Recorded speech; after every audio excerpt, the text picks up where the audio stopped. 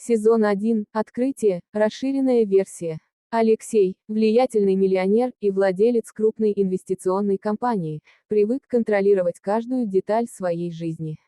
Его офис работал как часы, а сотрудники редко позволяли себе лишние разговоры. Поэтому, проходя поздно вечером мимо переговорной, он удивился, услышав уверенную китайскую речь. Голос принадлежал Анне, его тихой, почти незаметной помощнице, которая обычно общалась только по рабочим мелочам. Алексей остановился и прислушался. Анна не просто говорила на китайском, она свободно шутила, использовала деловые термины и явно вела серьезный разговор. После звонка он вызвал ее к себе.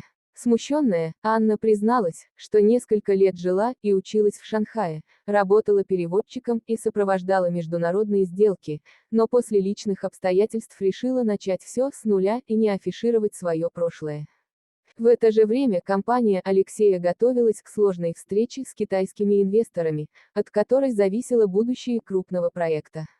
Переводчики уже подводили, а партнеры становились все более холодными.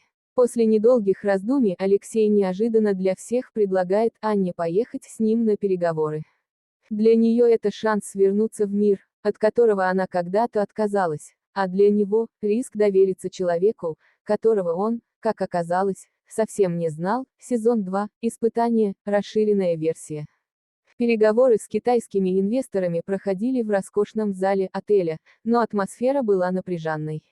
Алексей чувствовал это с первых минут, улыбки партнеров были вежливыми, но холодными, а официальные переводчики передавали слова сухо и безжизненно, теряя важные оттенки смысла. Анна сидела рядом, молча наблюдая и все больше хмурясь. В какой-то момент один из инвесторов сказал фразу, которая в переводе прозвучала нейтрально, но Анна тихо наклонилась к Алексею и прошептала, что на самом деле это было скрытое недовольство и предупреждение. Алексей колебался всего секунду, а затем позволил Анне вмешаться. Когда она заговорила, в зале воцарилась тишина. Анна не просто переводила, она говорила на их языке мышления. Она использовала правильные обращения, намекала на общие ценности, вспоминала культурные детали и примеры из китайского бизнеса. Лица инвесторов постепенно менялись, напряжение уступало интересу, а затем – уважению. Переговоры, которые еще час назад были на грани срыва, неожиданно пошли вглубь. К концу встречи был достигнут предварительный договор, намного выгоднее, чем ожидалось. Когда инвесторы ушли, один из них отдельно поблагодарил Алексея за очень ценного специалиста. В офисе же новость распространилась мгновенно.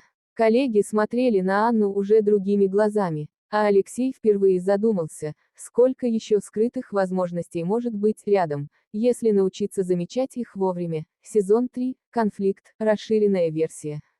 После успешных переговоров имя Анны все чаще звучало в коридорах компании. Алексей предложил ей новую должность – руководителя направления по работе с международными партнерами. Для Анны это было неожиданно и пугающе, она только начала привыкать к мысли, что прошлое больше не преследует ее. Однако не все в компании были готовы принять столь стремительный взлет бывшей помощницы. Часть топ-менеджеров восприняла решение Алексея как угрозу. Начались скрытые интриги, Анну намеренно не приглашали на важные совещания, искажали информацию, а ее решения ставили под сомнение. В один из критических моментов провалился проект, к которому Анна формально не имела отношения, но ответственность попытались переложить на нее. В офисе вновь повисло напряжение, теперь уже направленное против нее. Алексей оказался между двух огней. С одной стороны, результаты Анны и его личное доверие, с другой – давление совета директоров и риск потерять контроль над компанией. Сомнения подтачивали его уверенность. Анна же, чувствуя недоверие и усталость от постоянной борьбы, впервые всерьез задумалась о том, чтобы уйти, снова исчезнуть и начать все сначала. В решающий момент Анна решается на откровенный разговор. Она рассказывает Алексею о своем прошлом, о крупной сделке в Китае, где из-за ее ошибки партнеры понесли убытки, и о чувстве вины, которое заставило ее уйти из большого бизнеса.